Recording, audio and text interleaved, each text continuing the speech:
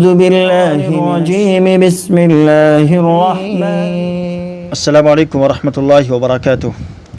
ناظرین، تکمت استقبال میں خرج ٹی وی چینل کے ایپیسوڈ حفظ قرآن کے سوال و جواب میں، اور آج ایک بھائی نے سوال کیا ہے، نام ہے حسان خان۔ پوچھتے ہیں کہ سبق یاد کرتے بھول جاتے ہیں تو کیا کریں، یا کوئی وظیفہ؟ یعنی ان کے پوچھنے کا مطلب ہے کہ سبق یاد کرتے ہی بھول جاتے ہیں یا تھوڑی دیر بعد بھول جاتے ہیں، تو کیا کرنا چاہیے ہم کو؟ کوئی وظیفہ ہے تو بتلا دیجئے۔ تو آج ہم اسی پر بات کریں گے، بہت ہی اہم سوال ہے، اور آپ کے من میں بھی اس طرح کا کوئی سوال ہے حفظ قرآن سے ریلیٹڈ تو اسی ویڈیو کے نیچے کمنٹ کیجیے گا، انشاءاللہ تعالی آنے والی ویڈیو میں ہم اس پر بھی بات کریں گے۔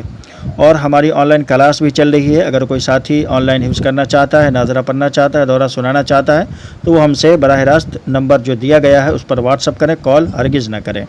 چلیے اب بات کر لیتے ہیں کہ سبق یاد کرتے بھول جاتے ہیں تو کیا کرنا چاہیے۔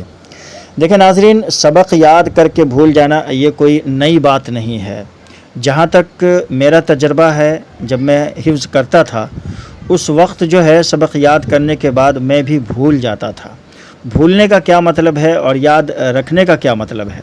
بھولنے کا مطلب یہ ہے کہ جس وقت میں سبق یاد کرتا تھا اس وقت تو سبق یاد رہتا تھا، یعنی سبق یاد کیا اور پڑھ کے اب دیکھ رہا ہوں تو اس وقت یاد رہتا تھا، لیکن آدھے گھنٹے بعد، پونا گھنٹے کے بعد، 1 گھنٹے بعد، صبح کو وہ اس طرح سے سبق یاد نہیں رہتا تھا جس طرح سے ابھی ہم نے سبق یاد کیا اور خود کو سنایا، خود پڑھ کے دیکھا،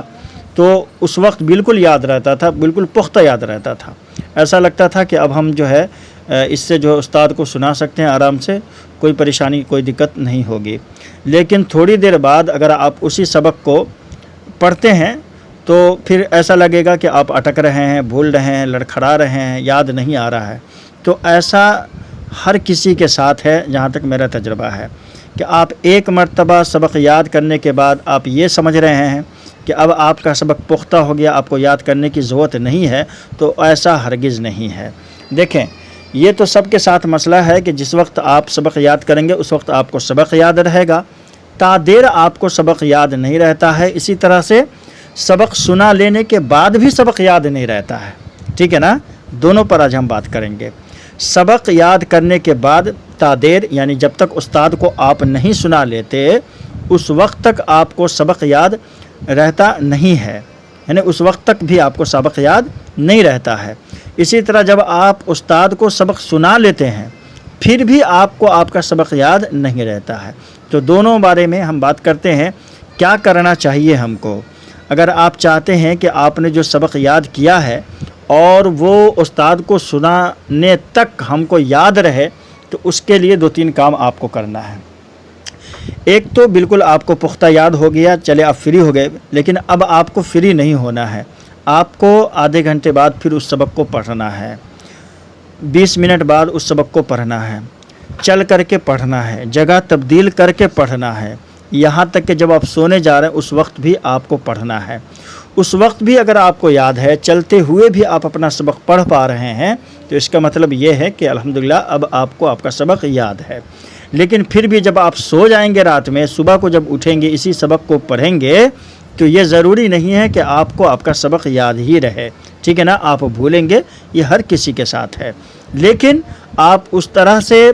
نہیں بھولیں گے جس طرح سے بالکل آپ نے کبھی یاد ہی نہیں کیا ہو سبق، ایسا بھی نہیں ہے، بلکہ کچھ چیزیں آپ کے ذہن میں رہیں گی، کچھ چیزیں نکل جائیں گی، لیکن جیسے ہی 2-4 مرتبہ آپ اس کو پڑھیں گے جو کہ آپ نے پختہ کیا ہوا ہے سبق، تو انشاءاللہ تعالی بہت ہی جلدی 2 سے 4-5 مرتبہ میں آپ کا سبق بالکل اسی طرح سے پختہ ہو جائے گا۔ یہ پکا سبق یاد کرنے کی بات میں کر رہا ہوں کہ اگر آپ نے واقعی سبق پکا یاد کیا ہے، اور پکا کرنے کی کیا نشانی ہے کہ آپ کو ایک مرتبہ آدھے گھنٹے بعد پڑھ کے دیکھنا ہے کہ سبق یاد ہے کہ نہیں ہے، اور پھر چل کر کے دیکھنا ہے، یعنی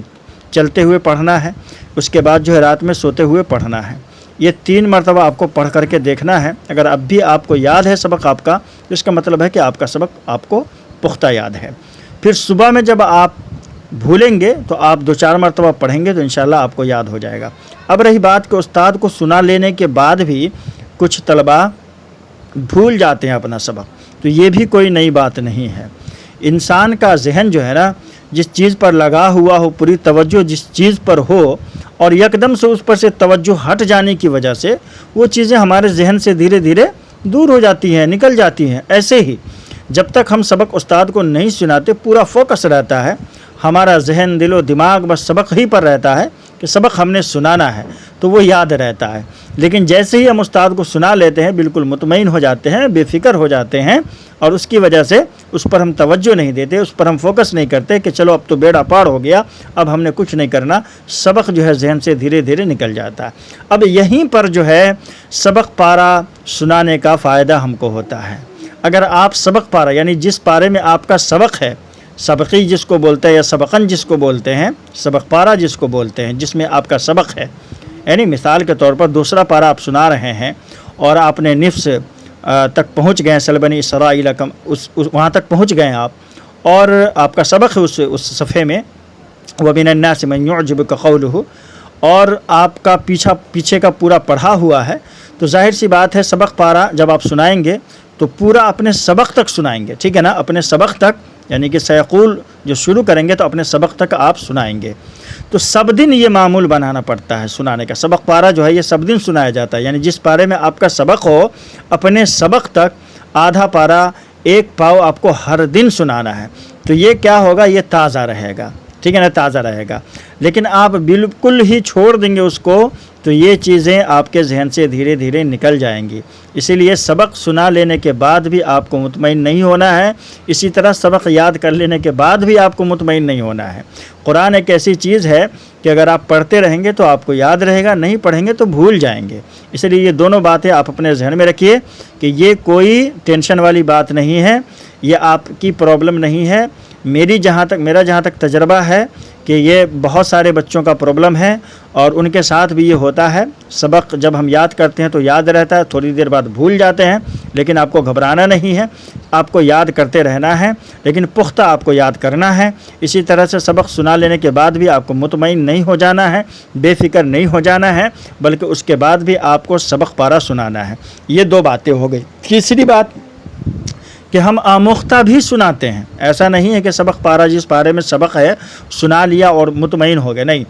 تیسرا مرحلہ آتا ہے آموختہ سنانے کا، یعنی آپ نے اب تک جتنا بھی پڑھا ہے، مثال کے طور پر آپ نے 5 پارا حفظ کر لیا، تو 5ویں پارے میں جس میں آپ کا سبق ہے وہ تو آپ کا سبق پارا ہو گیا، لیکن یہ جو 4 پارے ہیں نا یہ آپ کا آموختہ ہو گیا۔ آموختہ میں سے بھی ہم جو ہے آدھا پارا ایک پارا کر کے سب دن سناتے ہیں، یہ بھی معمول آپ کو سب دن کا بنانا پڑے گا۔ اور یہ جو سنانے کا جو وقفہ ہے نا یہ جتنا زیادہ ہوگا، یعنی جتنے جلدی آپ اپنے سبق کے پاس پہنچیں گے اتنا ہی زیادہ، اتنا ہی ازور آپ کو قرآن آپ کا تازہ رہے گا آپ کے ذہن میں، اور جتنی اس میں تاخیر ہوگی، جتنا زیادہ لمبا وقفہ ہوگا آپ قرآن بھولیں گے۔ اس لیے آموختہ